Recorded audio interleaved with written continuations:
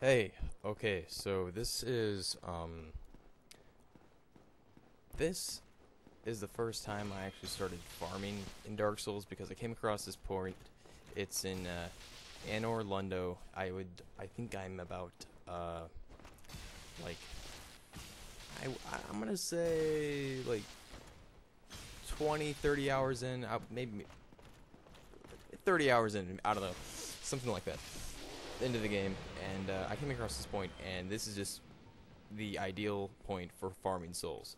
Okay, so first of all, these knights, they're worth 900 souls per pop, and what you're gonna see me do right here, I'm gonna parry this guy who's using the spear, and then kill him in one hit. And the reason why I did not parry the knight with the sword is because the knights with the halberd, spears, whatever, are much easier to parry because the spear's strength is that you can attack from behind the shield, and its weakness to counteract that strength is that they're easily deflected by shields, and that they can't overpower shields like heavier weapons can, and that they're also easily parried. And the reason why that I am using a parrying dagger rather than a shield is because the parrying animation of the dagger is much longer than the shield, and I'm a lot more successful with the dagger. Uh, and it's not like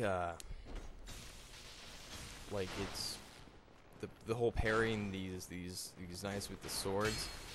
I've timed it perfectly sometimes, where like I parry and the swords will actually bounce off the dagger, and it's like instead of having the effect of like a parrying animation, it's like I had a shield raised. They attacked the shield, and then their sword bounced off, and they were stunned, and I could attack them, but I couldn't do the that execution animation that you do when you parry someone.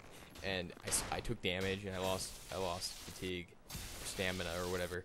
And so, in my opinion, it's really just not worth to even try to parry the knights with the swords, because sometimes even if you do it perfectly, it will not even work. So you're better off, especially I'm a dexterity build, and so I'm using this really long spear called, I think it's the demon spear. It does physical and lightning damage, and look how long it is. You can just you can lure the enemy out and then back up, and they'll be missed.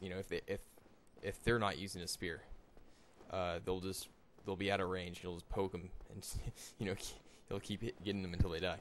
And so yeah, the only time that doesn't work is when you're fighting an enemy with another spear, and then that's why I parry them, because they're incredibly easy to parry. Also, for dexterity build people who are watching this, these knights, if you wear the the Covenant Golden Serpent Ring, something like that, it increases your item drop rate.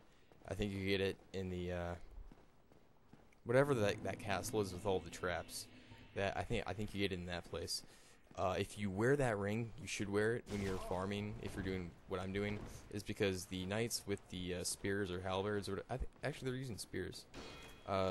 They will drop the Silver Knight spear, which is actually what he's using right now, and that is the best spear, the non-enchanted spear, which means it has the best physical damage, and it leaves you the opportunity to enchant it with magic, rather than like the spear that I'm using. It's already enchanted with lightning, which means I couldn't further enchant it with a some sort of like a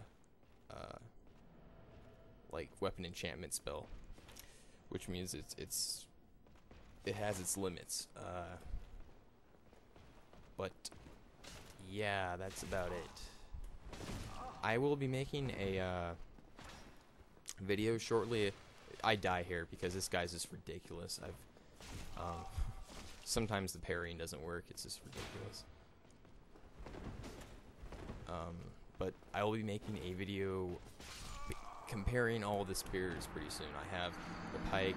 I have that other spear that allows you to swing horizontally, horizontal sweeps when you press the R2 trigger.